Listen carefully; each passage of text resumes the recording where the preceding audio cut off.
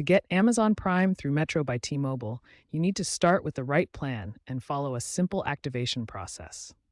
First, you must subscribe to the Metro Flex Unlimited Plus plan.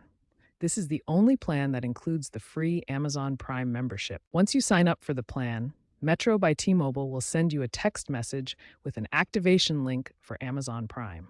Simply click the activation link in the text message. You can either create a new Amazon account or link your existing Amazon account to complete the activation. If you lose the text message, don't worry.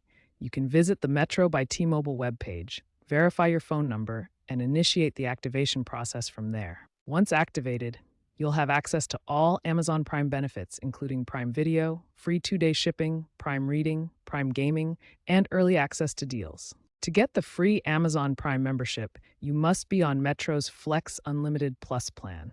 This is the only plan that includes this benefit. If you already have Amazon Prime, you can transition your existing membership to be billed through Metro by T-Mobile instead of paying separately. Important: if you cancel your Metro account or switch to a different plan that doesn't include Prime, your Amazon Prime membership will also be canceled automatically. Some customers experience issues like not receiving the verification code or being told they're ineligible despite having the correct plan.